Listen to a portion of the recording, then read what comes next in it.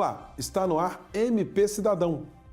E na edição de hoje você vai ver que um programa pioneiro desenvolvido pelo MPRJ está auxiliando o Ministério Público Mineiro nas buscas pelas vítimas do estouro da barragem da Vale em Brumadinho. Você também vai ficar por dentro das principais notícias do Ministério Público no quadro Minuto MPRJ. Aqui no estúdio, nós teremos a segunda parte da entrevista sobre o tema Justiça, Crianças e Família, com a nossa convidada, a promotora de justiça, Cláudia Turner.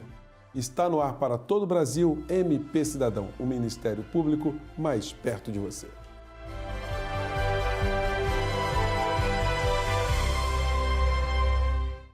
E você vai ver agora como o PLID, um sistema desenvolvido pelo MPRJ, está auxiliando nas buscas por desaparecidos em Brumadinho. Em questão de segundos, centenas de pessoas que estavam na região abaixo da barragem de Brumadinho tornaram-se desaparecidas. Uma condição que prevalece enquanto não se tem a certeza da morte dos entes queridos e ainda se tem a esperança de encontrá-los com vida. Esta indefinição torna-se um desespero para as famílias sem respostas sobre o paradeiro dos que tanto amam. Para minimizar o sofrimento das famílias de Brumadinho, o Ministério Público do Estado do Rio de Janeiro atendeu ao pedido da Procuradoria-Geral da República. Foi até a região atingida pelo desastre para contribuir com o Ministério Público de Minas Gerais na implementação do Programa de Identificação e Localização de Desaparecidos, o PLID do MPRJ. Bom, o primeiro contato é como nós tínhamos um universo de pessoas previamente delimitado, ou pelo menos dentro dos agentes da Vale, dentro dos funcionários da Vale e terceirizados, havia um certo domínio sobre essa informação. Então a Vale foi uma primeira fonte, ela nos forneceu de imediato, foi requisitada, ela nos forneceu de imediato o nome das pessoas, mas nós precisávamos, para o processo de identificação, de muitos outros dados. Então a Vale não detém informações sobre características muito peculiares dessas pessoas. O Ministério Público de Minas Gerais ele abriu um canal de comunicação, foi criado um canal de comunicação com a sociedade e foi solicitado a esses familiares que nos encaminhassem informações adicionais. Então, logo depois do desastre, já no sábado, no final do dia, nós já tínhamos uma lista preliminar de pessoas desaparecidas com informações básicas e até o final do domingo nós já estávamos recebendo informações dos familiares. Então a coleta de dados foi uma coleta de dados que visava, inclusive, preservar a família. A convocação do MPRJ não foi por acaso. A instituição é pioneira no Brasil na criação de um programa de identificação de desaparecidos com a ajuda da tecnologia. O pioneirismo foi reconhecido nacionalmente a partir de 2011, quando o Ministério Público Fluminense identificou centenas das vítimas dos deslizamentos de terra que atingiram a região serrana do Rio. O gestor do PLID, André Luiz de Souza Cruz, afirma que o cruzamento de dados por meio de um programa de computador evita o desencontro de informações que gera ainda mais sofrimento às famílias, principalmente em tragédias coletivas como a de Brumadinho.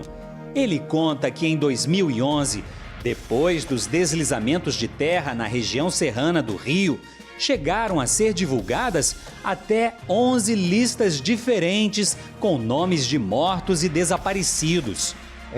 Bom, curiosamente, essa questão da tragédia da região serrana de 2011, ela serviu como paralelo para o programa, né? Então o programa aqui no Rio de Janeiro, em 2011, foi o programa que atuou na tragédia da região serrana e, obviamente, com isso nós tivemos a oportunidade de fazer alguns estudos de caso após a tragédia da região serrana, que foram utilizados com boas práticas em Brumadinho.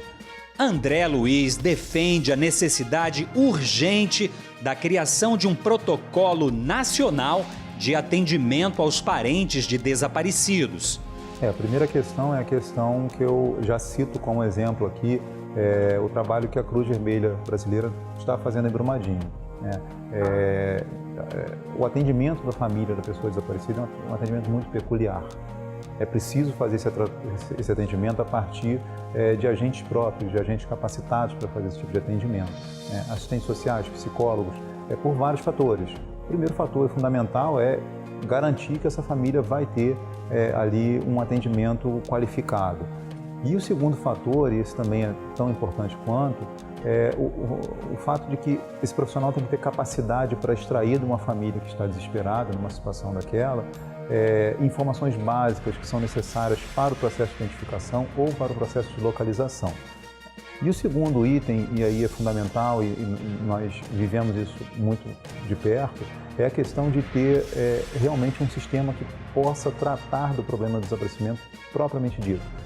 Desaparecimento tem peculiaridades, no caso do processo envolvido com o processo de identificação tem muitas peculiaridades, e o sistema que nós temos desenvolvido aqui no Ministério Público, ele é um sistema específico para cuidar desse tipo de problema. Então, esses dois fatores, o fator humano e o fator tecnológico, eles são fundamentais para ter um protocolo eficiente.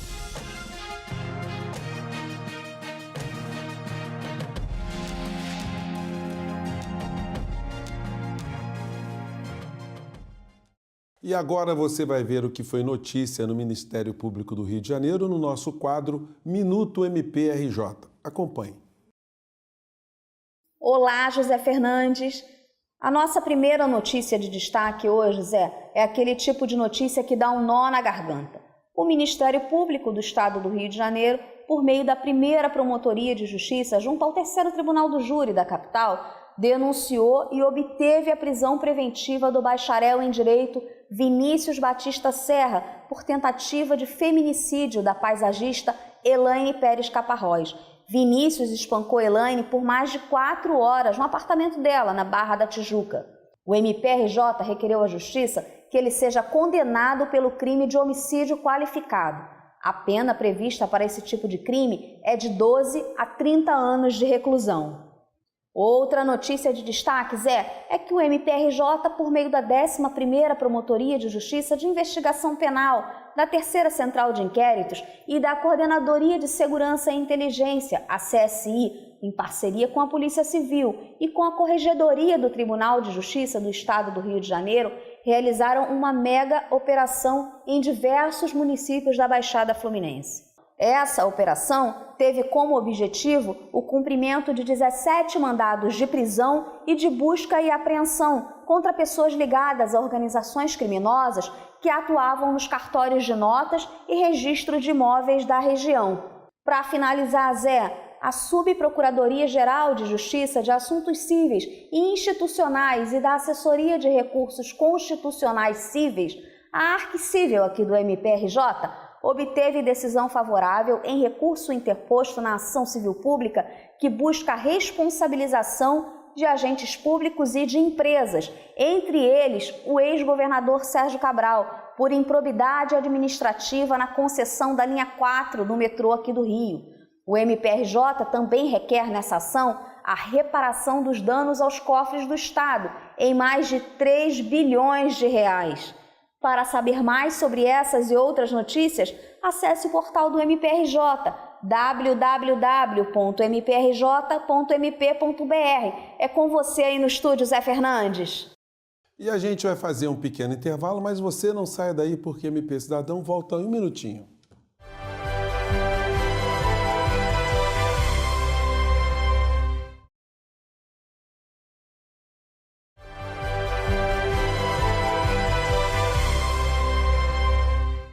E nós estamos de volta com o nosso MP Cidadão e esse é o segundo programa sobre o tema Justiça, Crianças e Família. No nosso bloco de entrevistas eu recebo a promotora de justiça Cláudia Turner, ela que é integrante do GAESP, que é o grupo especializado em segurança pública do MPRJ e titular da 27ª Promotoria de Justiça da Região Especial, o PJRESP. Bom, doutora Cláudia, bem-vinda ao nosso programa. Obrigada. Eu não posso começar esse nosso programa de hoje sem sublinhar aqui que a doutora Cláudia, ela finalizou um trabalho muito interessante. Eu digo finalizou, mas tem muito tema ainda, certamente ela nos brindará em breve com com Justiça, Crianças e Família 2, a continuação, não Talvez. é? E eu queria começar exatamente daqui, doutora Cláudia, porque no livro da senhora, a senhora aborda a questão da sociedade ser um organismo vivo, né? Ou seja, aquilo que se escreve hoje, aquilo que pensamos sobre a realidade social e jurídica da família pode não ser daqui a algum tempo, né? O que me serviu de inspiração para pensar sobre essa perspectiva foi o trabalho de um psicólogo que tem um nome difícil, Yuri Bronfenbrenner, é um daqueles nomes de sopa de letrinhas, mas e ele trata da psicologia infantil a partir do indivíduo, como um primeiro momento, enfim, de análise quase que sociopsicológico, e ele avança para o desenvolvimento e o amadurecimento da criança como uma capacidade desse indivíduo de avançar para outros sistemas, desde um microsistema de uma realidade local até um macrosistema que envolva toda a sociedade. E ele trabalha o conceito de ecossistemas para a realidade humana, para a associação humana. Então, quando a gente pensa na criança, na família e no Estado, ele abre a possibilidade da gente enxergar a sociedade por uma outra ótica, que é justamente a ótica associativa.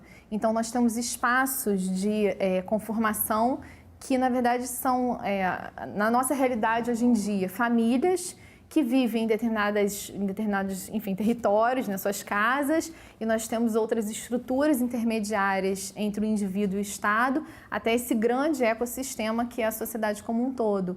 E isso ajuda foi uma grande ferramenta para solução de conflitos envolvendo essas associações, porque ele busca uma nova visão que não é só a visão econômica, que, em regra, é a visão que a gente utiliza na sociologia, uma visão de uma sociedade dividida em camadas, em estratos econômicos, e aí conflitos que se originam dessas diferenças econômicas ou diferenças, enfim, de se estar em estratos diferentes da sociedade, uma luta de classes, por exemplo, que envolve diferentes patamares econômicos.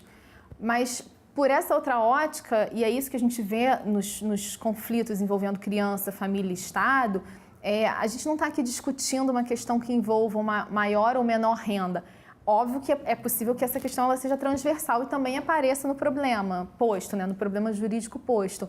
Mas ele é uma outra ótica. A gente está pensando em ideias, em valores, em projetos de vida, em concepções sobre concepções sobre qual a melhor maneira de se escolher a escola, de se escolher, enfim, projetos de saúde. E, na verdade, para se resolver esses conflitos, é justamente preciso que a gente entenda como o ser humano vive nesses ecossistemas. Então, é bastante interessante. Doutora Cláudia, na fala da senhora me chamou a atenção um outro fator que parece ser também uma grande interrogação nessa discussão, que é a influência da tecnologia, da comunicação virtual. Porque antes, nos padrões de análise que nós sempre tivemos, na antropologia, sociologia, tinha o Estado, a família e a escola. Sim. Né? Hoje, nós temos essa coisa chamada internet, as redes sociais. E aí? Eu acho que o ser humano, cada vez que ele avança uma casa, ele produz novos conceitos e novas realidades. Um dos autores também que trabalha essa questão é o Alan Prout, e ele tem um livro, The Future of Childhood, que é o futuro da infância, e nesse livro ele justamente traça uma ideia de convivência entre seres humanos e objetos e nesse ecossistema como uma coisa muito mais complexa. Então, a vida e as relações existentes, elas não são apenas relações interpessoais, mas elas perpassam, elas são muito mais complexas, elas são um produto de relações pessoais e objecionais, digamos assim. Então, a gente se relaciona com pessoas e com objetos. Isso faz parte da cultura do ser humano. A cultura, a biologia do ser humano, elas se misturam. E a questão da gente conviver e estabelecer essas relações com os objetos, ela faz parte dessa cultura. Então, negar a realidade da existência da tecnologia hoje em dia é negar a nossa existência como uma sociedade 4.0. Então, as nossas preocupações, eu acho, elas têm que estar relacionadas, de uma certa maneira, a preocupações com relação às crianças, né? De que maneira que essas tecnologias, elas vão influenciar o aprendizado, elas podem potencializar o aprendizado dessa criança, ou elas podem se transformar em algum aspecto, em algum componente, por exemplo, como um vício, da criança ficar viciada naquele tipo de tecnologia e ficar, enfim, criar uma rotina específica com relação àquela tecnologia e, na verdade, ela não utilizar aquilo da melhor forma. Então, assim, a gente não sabe exatamente, a gente precisa de estudos, né? Enfim, muitos estudos estão sendo feitos nesse momento para entender qual a influência dessas tecnologias na vida da criança. Então, a gente, enfim, precisa lidar com essa realidade. Não afastá-la ou ignorá-la, mas acrescentá-la. Sim, há quem diga que a estrutura moral dessas crianças ela é dada pela família mesmo, que esses fatores seriam fatores que poderiam ter alguma influência, mas a estrutura fundamental é a família. Qual é a tua opinião? Eu acho que a criança está sujeita a todos os tipos de influências de moral existentes na sociedade. Eu acho que a família ela pode ser um fator maior, de maior influência ou menor influência, mas eu acho que a moral ela pode vir de outros caminhos também. Eu acho que o Estado traz valores, a convivência social traz valores morais. Eu acho que o uso de uma tecnologia que traga informação e permita aquela criança ter um raciocínio crítico também é uma forma de apreensão, enfim, de uma moral diferenciada. A criança hoje em dia ela justamente está com os canais abertos, né? A tecnologia promove isso. Ela consegue absorver informação de diversos caminhos e não mais apenas aquele, digamos, monolítico da família. Então, a família também precisa amadurecer e se desenvolver para estar nesse patamar do 4.0 e entender que a visão dela de mundo é uma visão parcial e que as crianças estão prontas para o mundo e não só para a sua própria família, né? Elas não são só da família, elas são da família e do mundo. Eu quero fazer um intervalo porque eu quero voltar no bloco seguinte falando de homeschooling. Claro. Né? A gente vai fazer um pequeno intervalo e você que não sabe o que significa essa expressão, daqui a pouco a gente vai explicar para você, não sai daí, a gente volta já já.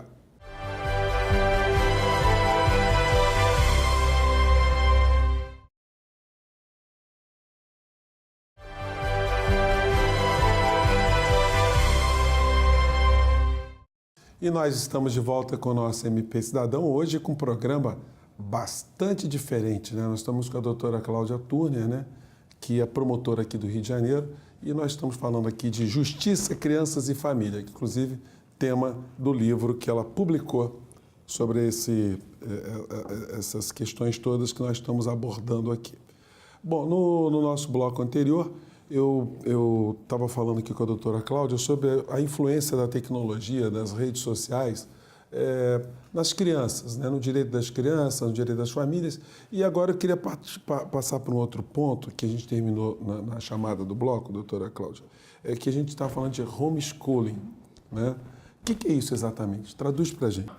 Homeschooling é uma palavra de origem inglesa, que a tradução para o português seria ensino domiciliar.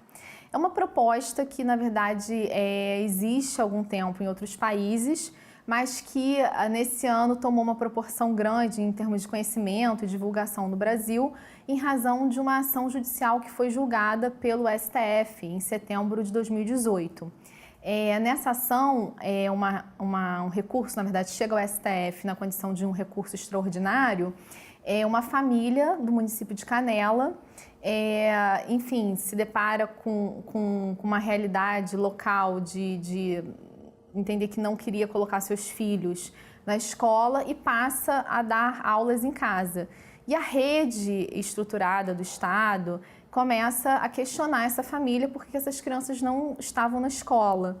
E aí esse caso, enfim, se transforma numa ação judicial, ele chega até a Suprema Corte e, na verdade, ela aborda o tema do ensino domiciliar de uma maneira geral. Então, os ministros eles tiveram que avaliar se essa escolha dessa família era uma escolha legal e constitucional ou não.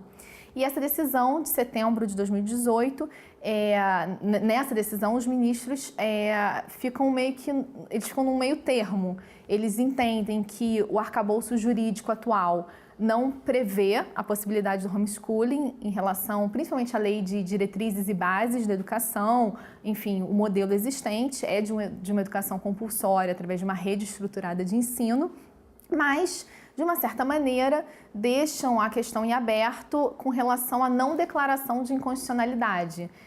Os ministros, de uma certa maneira, falam que não existe hoje, mas não existe um impeditivo constitucional que vedaria esse tipo de ensino domiciliar. Então, eu até abordei isso no meu livro, porque a revisão final foi mais ou menos nessa época, e eu indiquei, percebi uma tendência de que esse tema seria levado ao legislativo, à discussão, enfim, a nível de poder executivo, e que, enfim, ele estaria na ordem do dia nos próximos anos aqui no país. É porque a escola física, né, enquanto ambiente de formação da criança, e até do exercício de alguns direitos previstos no Estatuto da Criança e do Adolescente, a criança tem direito de brincar, né? De interagir com outras crianças, né? Você suprimir, ou a família suprimir essa possibilidade da criança seria uma espécie de supressão de direitos dessa criança, né?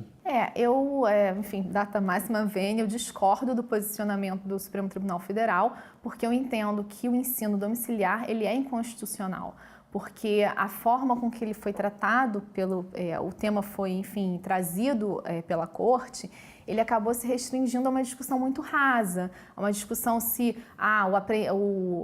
enfim, as características desse ensino seriam suficientes em contraposição à educação compulsória.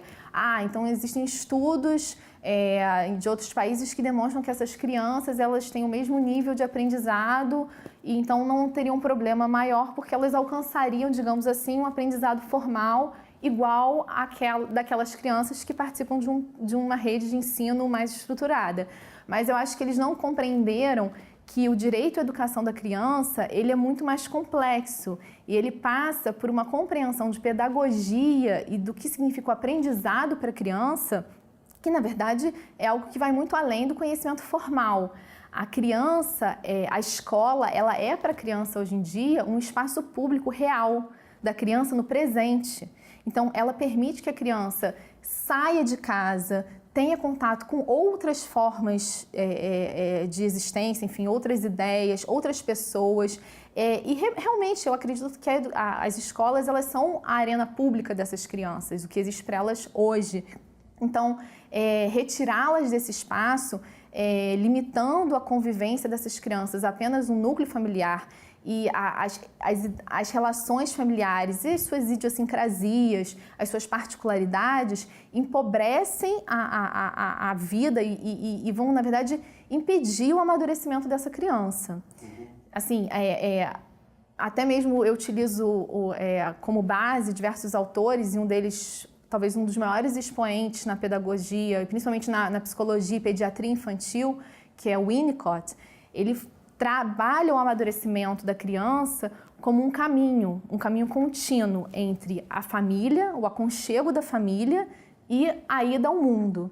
E ele, na verdade, avança dizendo que esse amadurecimento ele é paulatino. Então, a criança, ao longo da vida, ela percorre um caminho contínuo. Ela sai desse aconchego familiar e se depara com o mundo. E ela retorna para essa família. E ela vai novamente para o mundo e retorna. E isso faz com que ela consiga, aos poucos, se desenvolver e amadurecer e construir uma autonomia. Então, como que essas crianças vão se desenvolver e amadurecer de uma maneira saudável se esse caminho entre a família e o mundo é suprimido? Então, o direito à educação é o direito da criança, não é somente o direito dos pais. Então, essa matriz liberal que foi trazida para sustentar uma possibilidade de ensino domiciliar, ela é uma matriz, na verdade, bipolar, que não leva em consideração a criança como o verdadeiro protagonista desse direito. Gente, criança é o patrimônio do futuro. Olha, o programa hoje foi muito legal, a gente espera ter colocado mais algumas questões aí para sua reflexão. Agradeço mais uma vez a presença da promotora de justiça, Cláudia Turner, que é integrante do GAESP, que é o Grupo Especializado em Segurança Pública do MPRJ e titular da 27ª Promotoria de Justiça da Região Especial. Você também pode nos acompanhar pelas nossas redes sociais e mandar suas críticas e sugestões para o e-mail que está aparecendo aí na base do seu vídeo. A gente se encontra na próxima semana. Um grande abraço e até lá.